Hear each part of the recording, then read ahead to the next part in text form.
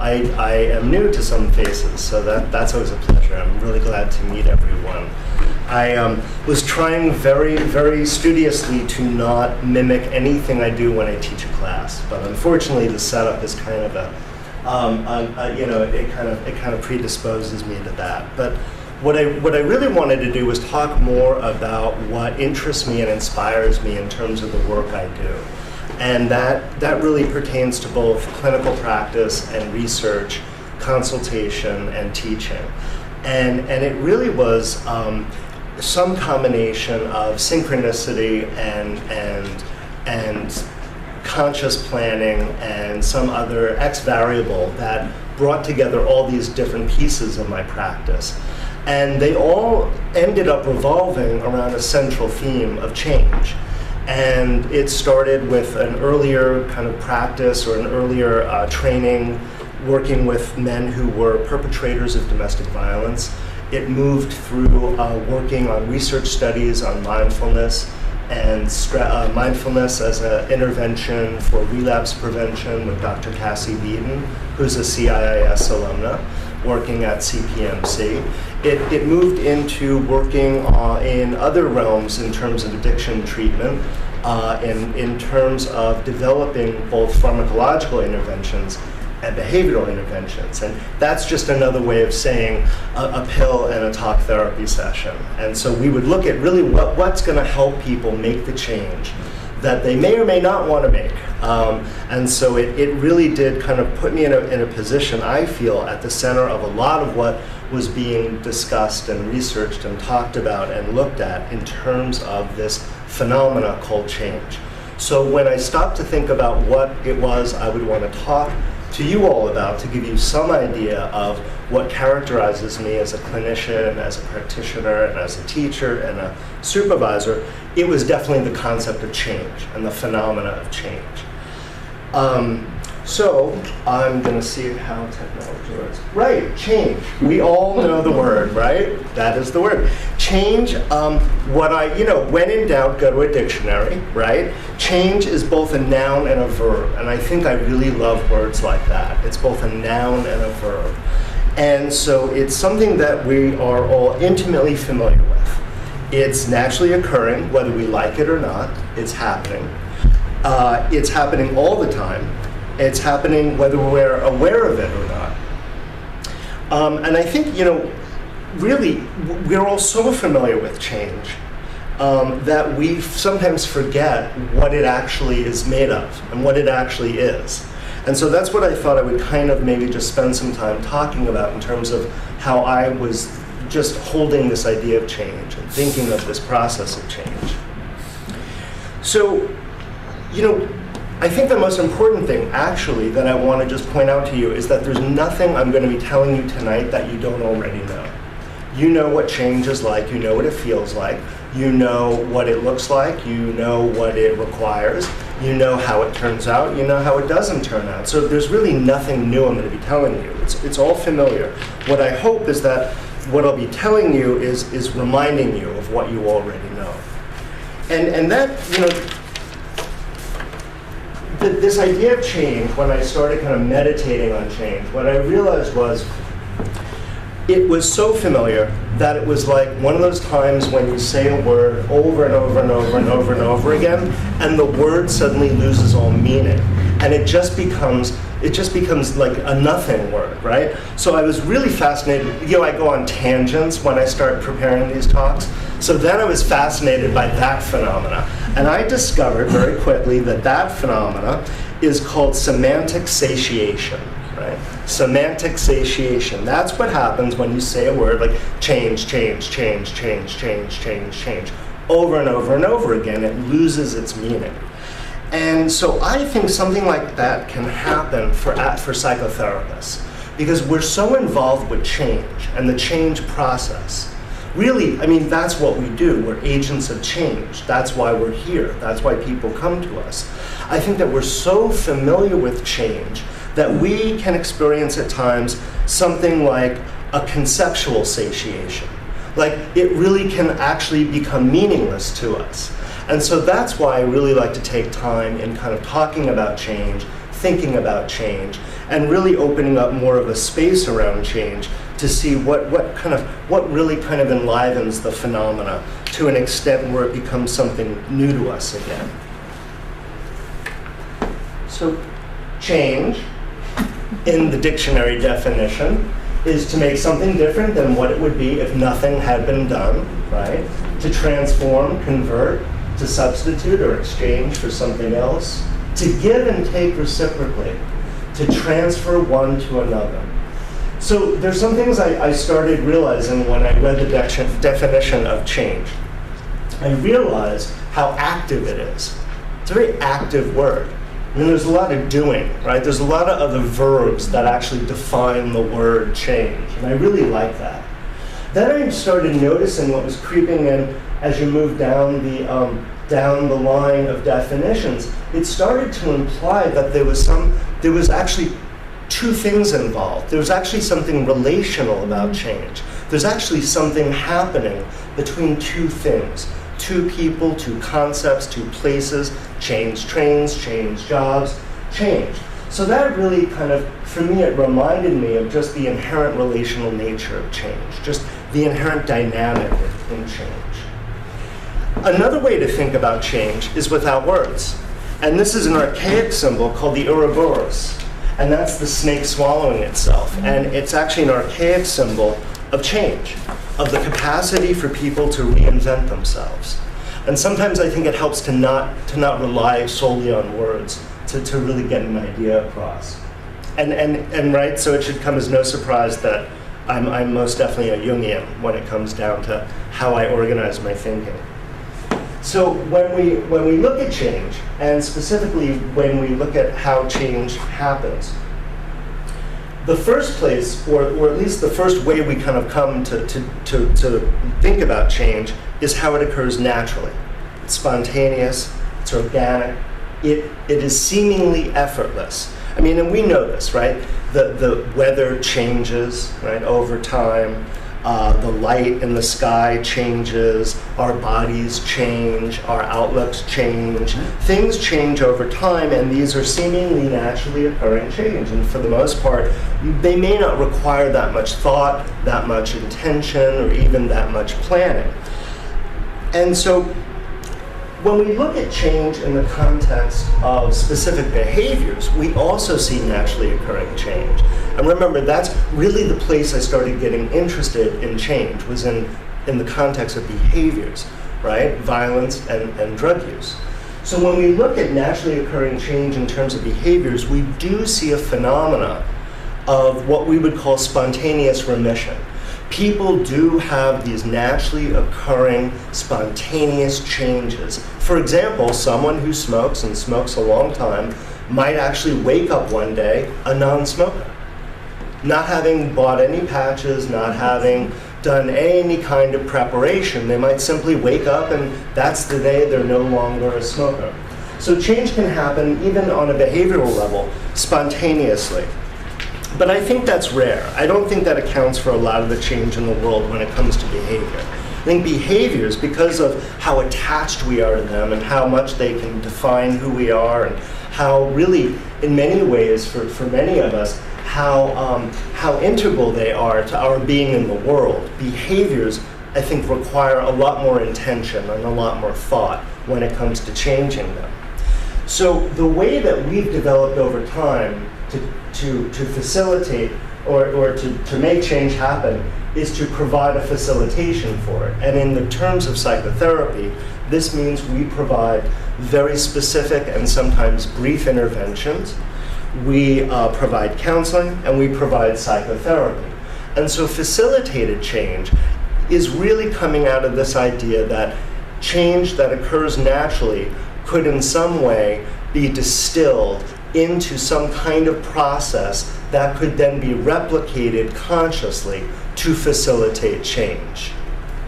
And so what we've seen over time is the development by two of the names that anyone who is really interested in this concept and this phenomena are going to want to be familiar with, which is Prochaska and Di Clemente, who identified stages of change. These stages that they suggest are the stages most people are going through in a process of making a change.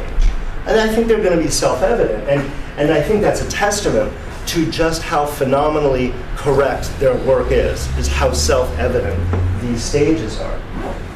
The first is a stage that they identified as pre-contemplation, and that, I think we're all familiar with that, right? There's not a problem. There's no problem. I don't know what you're talking about, but there's absolutely no problem here. That's really a stage that a lot of people, are in regard to different behaviors, because there's nothing that's happening that creates a problem in their mind around the behavior. So the pre-contemplation is really kind of the kind of primal stage for a lot of this. Contemplation is a stage that comes when people gain an awareness that something might not be fitting. In other words, they might be doing something that isn't good for them, but they like it. So it's really a state where they kind of know, but they're not really going to be doing much about it yet. Preparation is a stage that comes with really more of an intention coming out. In other words, this is a stage when people are really considering their options and really maybe even for the first time thinking, maybe I won't do that. Maybe I won't smoke. Maybe I won't drink for a few days. Maybe I'll just give it a little while and see what it's like. Maybe I'm not going to do it right now or this week, but I'll think about it.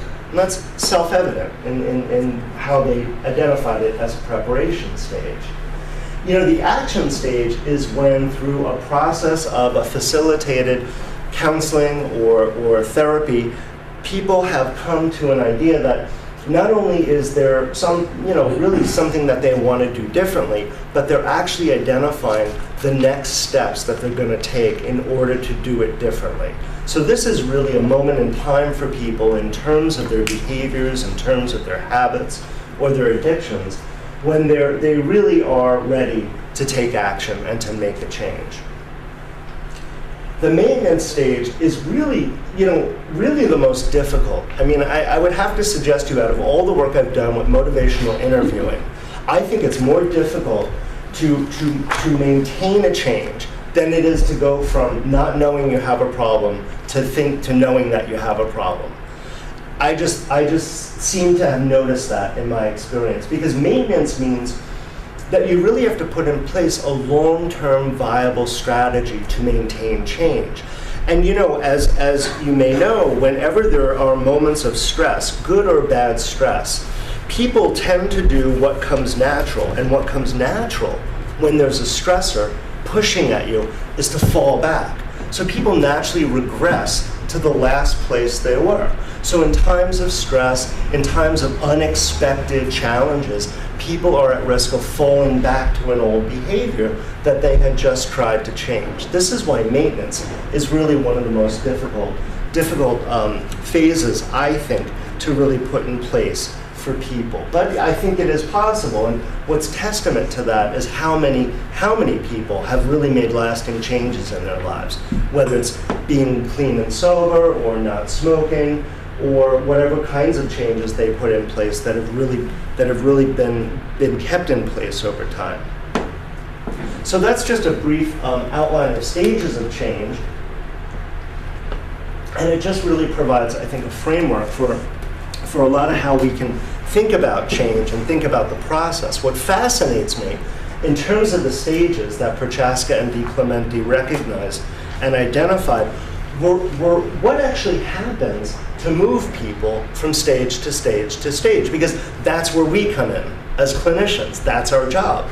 We're there to facilitate movement from one stage to the next. So that's what's occupying a lot of my thinking right now, and really occupying a lot of how I'm trying to kind of come up with ways of maybe not, of maybe identifying what's going on underneath this all. Like what's actually going on underneath this all that's helping to move people from stage to stage.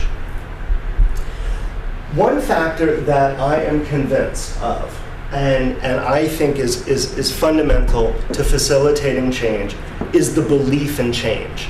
right?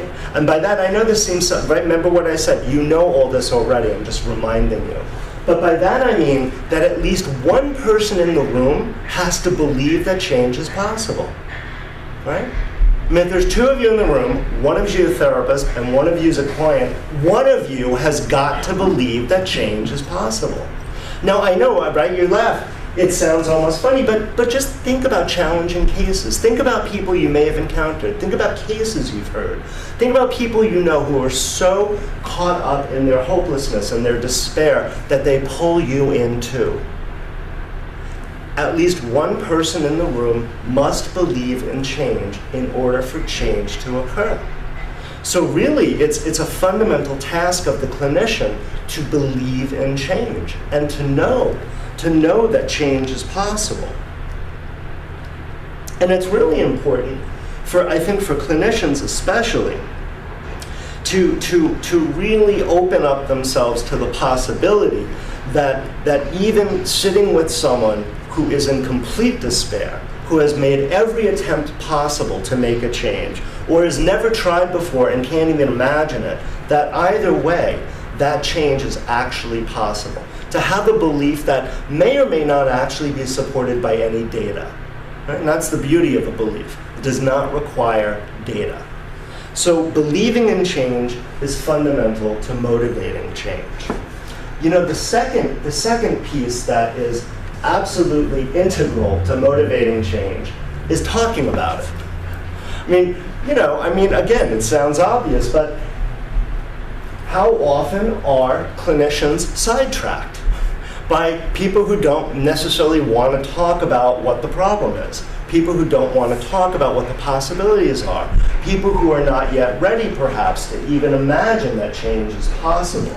And so it becomes really incumbent on the clinician to talk about change, to steer the conversation in the direction of change, to wonder with the client, what is it about change that they don't want to talk about? What is it about change that they can't put into words? And that's really one of our responsibilities, to talk about change.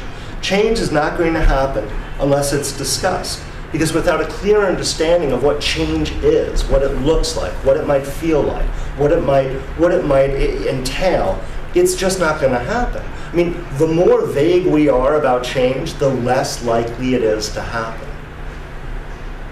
So the third piece that I think is so hard to quantify, and it's something that Miller, in his groundbreaking work on motivational interviewing, has identified in such a coy way.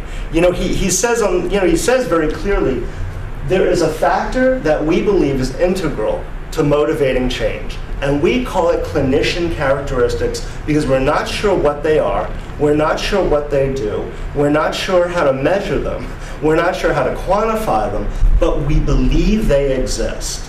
Right? We believe they exist.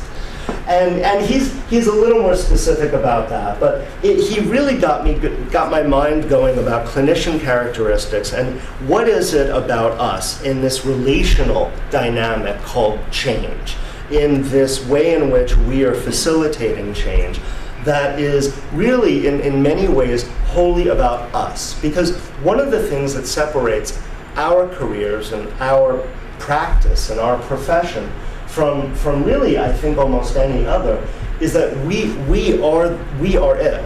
We are the tool. We are the instrument of change. I mean, we are it.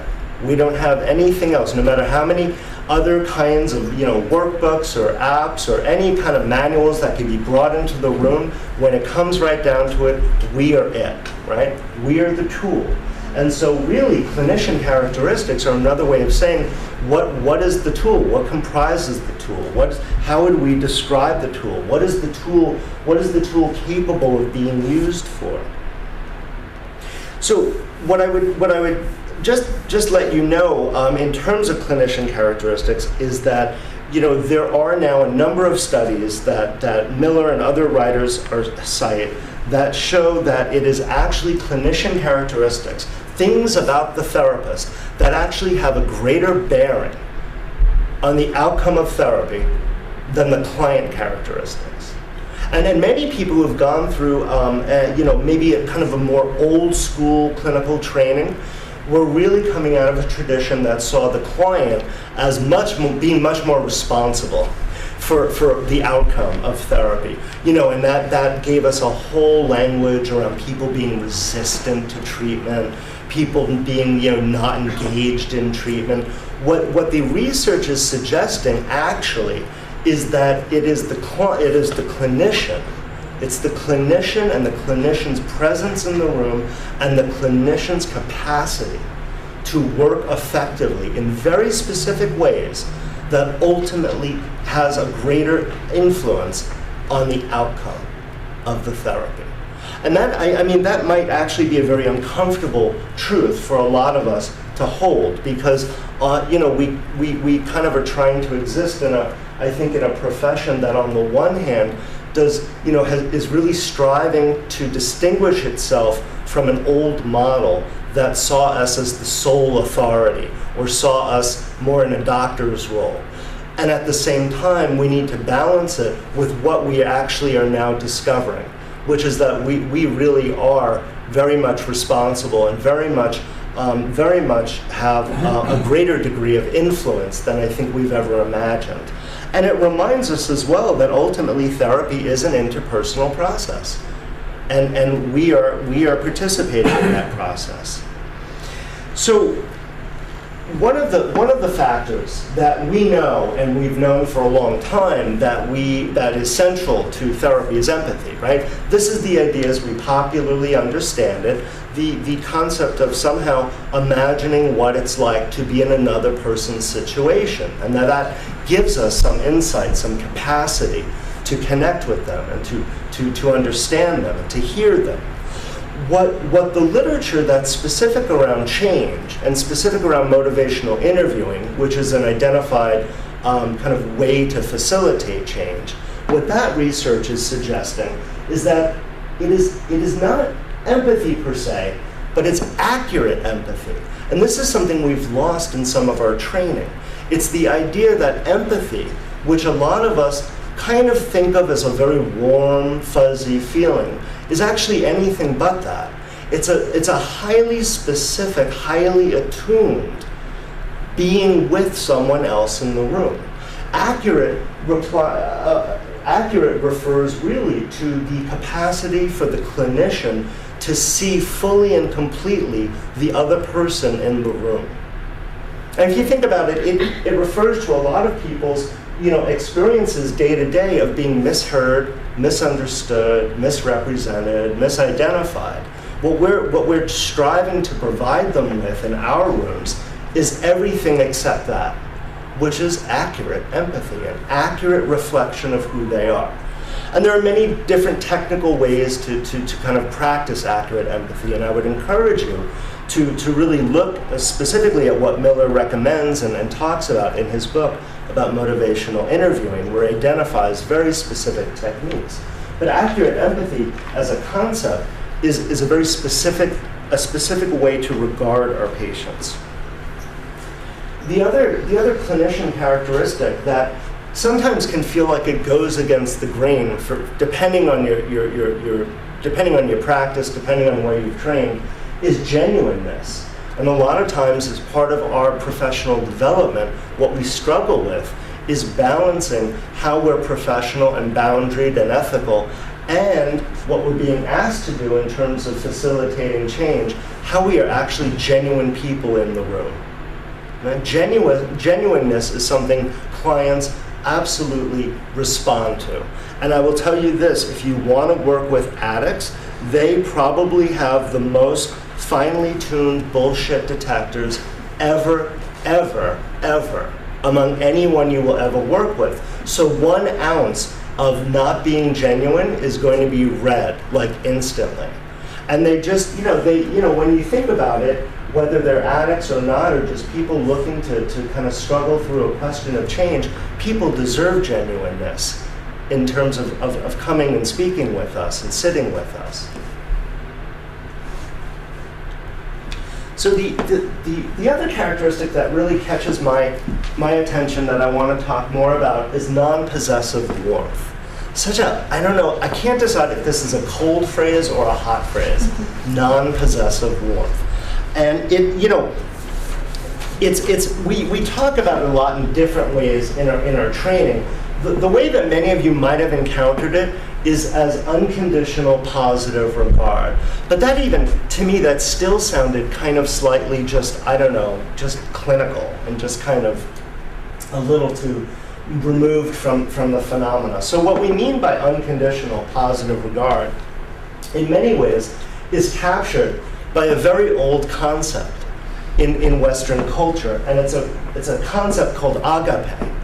And what that refers to, and it's highly identified with it both in ancient tradition and in ancient Christian tradition, what it refers to is a complete unconditional love, an all-encompassing unconditional love.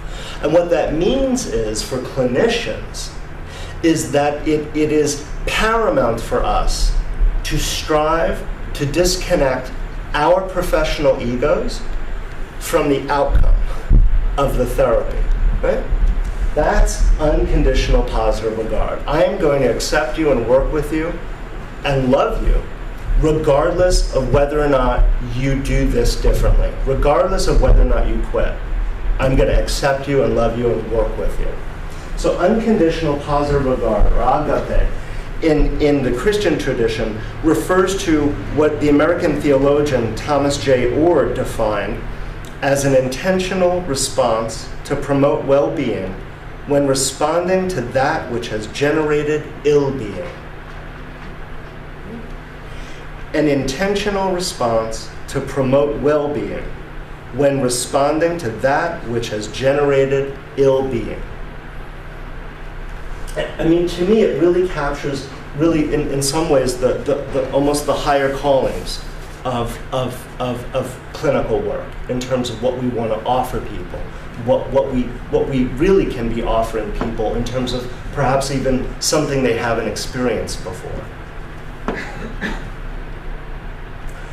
So I just wanted to touch on just some ideas of what motivates people to change and what gets in the way, and then really welcome any questions that you might have.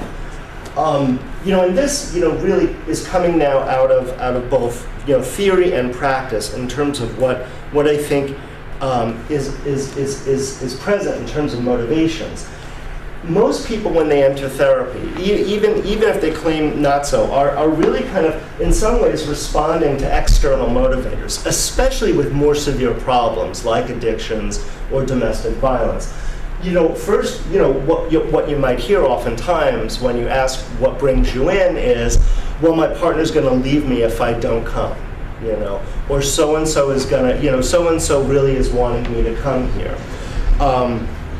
Kind of connected to that as an external motivator to get people into therapy and to really get people to think about change is that they need to, in order to avoid a penalty. So people on parole, people with DUIs, people who have some kind of involvement with the legal system or CPS are all really kind of getting externally motivated to come into treatment. And that in fact will get them in for at least one session, maybe even more. The other way I would suggest that is oftentimes an external motivator is to earn money, and that's just based on my experience in research, where people will actually sign up for research studies that offer treatment, and ostensibly they're signing up and they're motivated because of the money that they're going to earn by participating in the study. So external motivators get people in the door, but what research suggests is that it's internal motivators that actually are predictive of long-term success in terms of change. External motivators get people through the door, but without internal motivators, the change is most likely either not going to be made or not going to be sustained over time. And internal motivators are really in many ways somewhat vague, but I think somewhat probably obvious. Internal motivators can really sometimes be about core values. In other words, the ways in which the things that people are doing contradict the values and beliefs that actually define them as people. Another internal motivator can be experience. People are experts about their own lives, right? And so people, when they come in, even if it's to avoid punishment, could be engaged in a conversation about what they've been noticing about their own life and whether or not it's the life they actually thought they were going to be living. So you really can use external motivators very quickly to get to internal motivators and to really look for ways to get those internal motivators more out in the open, and maybe even turn up the heat on them so that they begin to replace the external motivators in terms of what's driving the person. The other internal kind of motivators that we see are a readiness, willingness, and ability to change. Meaning that at some point, if we're able to facilitate this awareness in someone who might have shown up because they want to avoid a penalty or to satisfy someone else, if we're able to facilitate some understanding on their part or some exploration on their part of the part of them that might be considering a change, the small part of them that might be willing to give it a try, and the part of them that thinks they may actually be able to pull it off without even having to have any external motivator present. That is one of the strongest internal motivators to really move people in a direction of change. And I just want to address, or at least give you some idea of what seems to get in the way of people changing. And I think, by and large, I would say the single thing that gets in the way of people changing are feelings. I really believe that. I think feelings are actually the primary obstacle to change. And by that I mean ambivalence. Ambivalence is a profound state of mixed feelings. And that doesn't even begin to capture what it feels like to be ambivalent. Ambivalent is really, it's really a state of perhaps, a mix of fear and anger and confusion and sadness and insecurity and not knowing and resentment. It's a heightened state at times of mixed feelings. And oftentimes, if you think about it, what's happening out in the world for people who are really in a position of needing to make a change, people who are either misusing substances, or people who are alcoholics, or people who are engaging in high-risk behaviors, oftentimes they have these mixed feelings out in the world, but everyone they're interacting with expects them to actually be 100% sure of something. In other words, what oftentimes happens is that they're encountering people who have very strong opinions about how they should change and what they should do differently. And it gives them no opportunity and no room to simply have mixed feelings about what they're doing. So in some ways, it puts them on the defensive. And it makes them really set aside most of the mix of feelings and just go with the ones that actually defend what it is they're doing. So the minute they come into our consulting rooms, they have an opportunity to actually have mixed feelings about what they're doing and mixed feelings about changing what they're doing. And that always surprised me in terms of working with people. It seemed to me like when I asked them, in all honesty, what do you like about the drugs you use? It was as though it was the first time anyone had ever asked them, what do you like about it? It's as though they didn't even know they were allowed to like it. Because so often what's happened in their lives has really been about the consequences of their using, that all they've gotten are messages about how bad it is, how wrong it is, how ashamed they should be, and how they shouldn't be doing it. So just asking someone what they like about what they're doing, even if that thing that they're doing is not good for them, can oftentimes allow them an experience of ambivalence.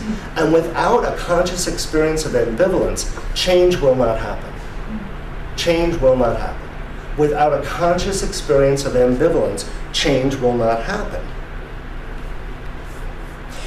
What ambivalence oftentimes looks like out in the world is what people describe as a lack of motivation. People see it as a lack of motivation. And so unresolved ambivalence is the primary obstacle to people making change. And I think that once people have that experience of really being allowed to have those mixed feelings, having them acknowledged, and really kind of considering them, kind of in the light, in the full light of day, that they can actually begin to resolve that ambivalence. They can actually, begin to realize that while ambivalence feels like conflict, and conflict is bad and should be avoided, when they're in the presence of a clinician who's allowing them some degree of really a capacity to experience ambivalence without judgment, it creates the opportunity for change. And that's really the fundamental task, I think, that we have signed up for, those of us in this profession, is to facilitate an experience of unconditional positive regard that allows people to really be what they are, which is ambivalent about who they are, what they're doing, and what they might do differently. And once they have that experience, I really think that they are beginning to get more ready, more willing, and more able to change.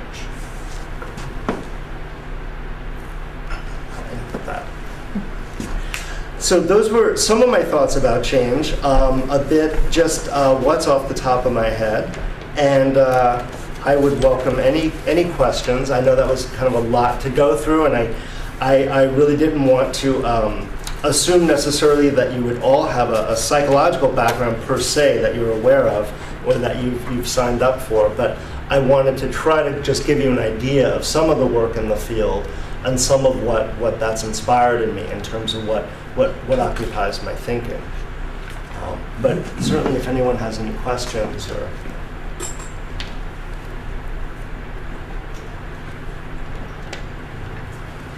I'm thinking about my clinical experience up to this point coming from a harm reduction framework and how my definition of what change looks like has had to go through a pretty deep readjustment process as far as working with people who are actively using. I guess, I don't know if I have like a specific question in mind, but I don't know if you could like speak a little bit to that as far as like how we have to, as clinicians, sort of expand our view of what change might look like or could look like based on our own ideas.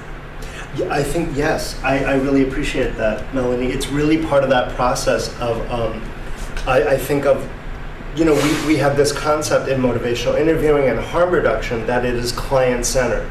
And that always sounds good on paper, right? Theoretically, who wouldn't want a client-centered therapy? But that's exactly what client-centered therapy requires. It requires that we actually not only become aware of our own expectations, but that we develop a way to put them aside. Because if we don't put our expectations aside, in other words, if our expectations are change means abstinence, and our client goes, from getting high 4 times a week to getting high 3 times a week, are we even going to see that as change? We're more likely to see it as failure or resistance or some other ridiculous concept.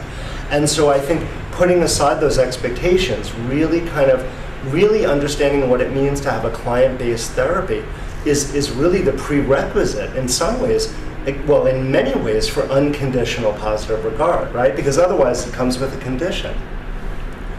Like, I will regard you positively if you're abstinent next week. But if you're not, I'm going to consider this a treatment failure. It's a very difficult process, though. It requires a lot of self-reflection, on our part.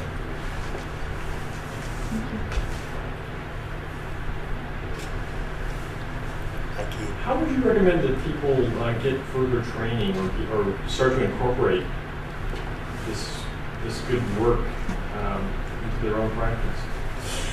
I think there are a number of ways, and I think from our experience, and Dr. Flower and I actually worked together on some of the research over at St. Luke's in CPMC Research Institute. What really I've come to realize about working in a way that incorporates motivational interviewing is in having both a kind of theoretical base in terms of just being exposed to the concepts and the techniques through a class or through a workshop, but then actually finding either an agency or a venue or a supervisor you could work with to do session after session after session of recorded sessions that your supervisor then listens to and gives you feedback on. And so really it's almost an old-fashioned process actually for learning it. But really the way to learn it is to do it. And the way to start doing it is to perhaps even look for a motivational interviewing therapist oneself to see what they do. But to certainly come familiar with the theory and then really look for ways to gain the practice. I don't know if everybody is familiar with motivational interviewing. Could you just talk about Absolutely. I'm sorry, it's one of those assumptions I made. Sorry about that. Motivational interviewing is actually a therapeutic stance. It's a way of doing therapy that is really in many ways based on the stage of change model. And it was developed by Miller and his colleagues Rolnick, University of New Mexico, developed initially as a 3-session treatment for alcoholism, which proved to be highly effective. And Miller is continually wondering why it's so effective. And that's where a lot of his work is coming out of now, is what is it that makes this effective? And in addition to these clinician characteristics, what makes it effective is that it's usually brief, to the point, and it really looks for ways to create a collaborative therapy with the client based on the client's readiness, willingness, and ability to change. And it looks for ways to motivate the client and elicit the client's own motivation. So motivational interviewing fundamentally is about creating change. And it's about creating change in a way that is not external to the client, but actually is coming out of the client.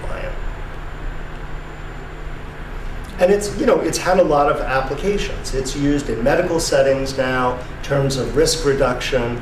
It's used in many ways, incorporated, I think, into what's going to become a standard of care in 2014, in terms of what primary care physicians and medical homes are going to be expected to do, in terms of really looking at patients when they come in and what's going on, and is there any kind of brief intervention that could be delivered on the spot that might just get them thinking, might just get them thinking about what they're doing or what's going on for them, and whether or not they would want to give that some more time.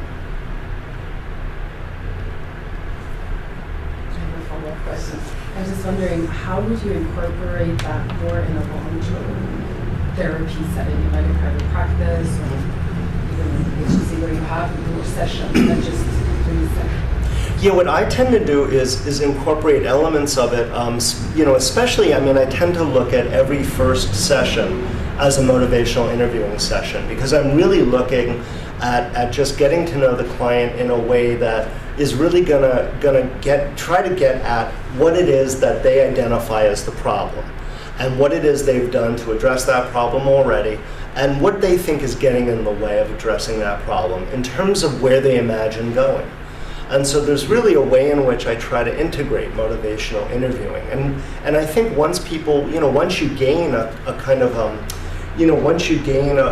experiential knowledge of motivational interviewing, you really are able to see how it can be integrated into a depth-oriented psychotherapy, a long-term psychotherapy.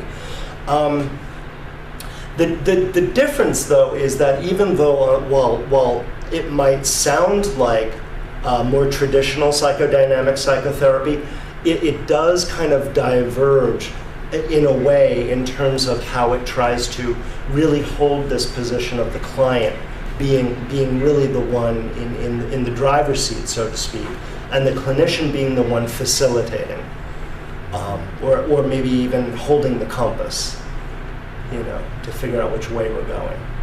But it's the client oftentimes who's in the driver's seat. And that can be somewhat uncomfortable for clinicians. It could be uncomfortable for early career clinicians as much as late career clinicians. So would you say that first meeting with the client, you're essentially just letting them explore their ambivalence? Well, if they're ready to, some people don't know they're ambivalent. Some people don't know. I mean, I'll have folks who come in and they will say, they're ready to quit, right? They're ready to quit drinking. I will, and I don't do this in any other way but a genuine curiosity, because I sense, or my theory tells me that no one is 100% ready for anything. And I just wonder with them, I say, so theoretically, what part of you isn't ready? What part of you is really going to be sad to give up this alcohol? What part of you is going to miss it? Could you just tell me a little bit about that part? I know it's not a big part, but just tell me a little bit. And so oftentimes I'll, in some ways give people permission to actually really have another point of view, even if they don't feel like they could express it right away. But I don't think our culture is really set up to accommodate a lot of ambivalence. I see clearly, like with addiction, how that works. Could you use that also with somebody who has, like, for example, anxiety or depression, anger and rage, to look at the ambivalence there? I think so. I mean, I think what comes to my mind really very immediately is that certainly with folks with depression, there may in fact be ambivalence about medications. There may be ambivalence about structured treatment. There may be ambivalence for folks with anxiety about groups. And so really working with it on that level could be really beneficial.